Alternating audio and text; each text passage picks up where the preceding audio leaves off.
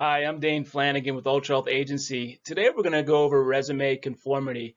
And when I say resume conformity, I don't mean that, I do mean to be an individual. And, I'm really 100% about that. And I really want people to be themselves, to show who they are. And I think your resume is a great point in which you want to do it.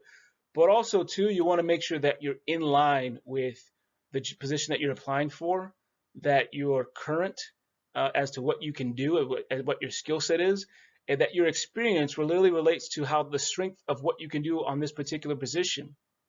So I kind of want to go over some points that we see in the market and the ways that you can really improve putting together a good resume. So let's remember that style is important. It's just you wouldn't wear a bikini to a cocktail party, and you wouldn't wear a church dress to the beach. It's just certain things are great for certain points.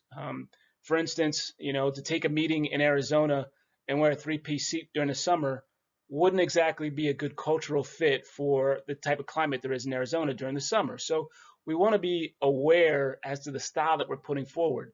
So that means using fonts, using capitalizations, using colors, relevance, and sentence form. So, and also remembering too that people don't really read the entire resume. They're not here to read your resume. And what I mean by that, a good example is when you go and see a movie and the first 10 minutes is somebody narrating a story. It's like I came here to see a movie, not to hear a movie. So remember that the narration in your resume should really be bullet points. They go back to the strengths. The fonts, I don't want to say what kind of fonts you should use, but make sure it's all the same. Don't use, three different fonts on one resume page. It just doesn't look good. Capitalization, use capitalization, but don't capitalize everything. And your colors, there again, colors are a great way to show your personality, but this is what we're staffing for are medical facilities, medical positions. So remember that there's a sense of seriousness that's just relayed within these positions and what people are being asked to do. So if you're an artist and you give an artist resume, yeah, it's great to use colors. And when we talk about relevance, you want to make sure that everything you do is relevant to the job. So if there's things that you've done that aren't relevant to the position, let's say that you worked at a great retail store before this or a few years ago, is that really relevant to the job? Is this really relevant to being an RN manager? And on the executive level, you want to make sure that you're conveying this. Now, here to the right is just a sample resume, but just look at how Clara really pinpoints her experience, her education and skill set, but also her objective. Everything is really typed well, it's legible, it's easy to read. So if you pick it up, even though she doesn't give a ton of detail about what she's done in each particular job, it gets to the bullet points. And like, oh, this is maybe somebody we should talk with. And that's where you always want to pull it off. You always want to give them enough information that they want to talk to you. Now, when you just write things like you're writing a book, there again, we go back to the movie scenario. Nobody wants to go to a movie to hear narration. They come to a movie to see a story. And you want to make sure things are relevant in the position. You want to show in your resume, in these bullet points, that your responsibilities are details of your experience. The direct reports, you want to show numbers. Who was your direct reports? In a administrative section, you want to say, hey, was it what were assistants? Was it clerical? In a clinical session, you want to say my direct reports, were they technicians? Were they LVNs? You want to just give details about that and how many there were, how many beds you looked after, how big was the budget. These type of details really paint a picture for this person that's reading your resume. Numbers paint a picture. A person that has a budget of $500,000 has a different set of responsibility than somebody who has a budget of $100 million. There again, they could be both great candidates, but just case candidate who has a $500,000 budget is going to have a different skill set than that candidate who had to direct a $100 million budget.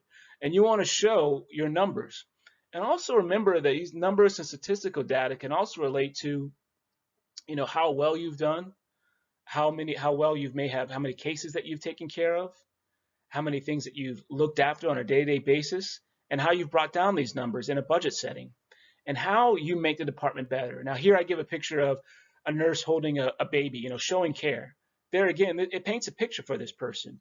Like this person is a caregiver. She's warm. She's welcoming.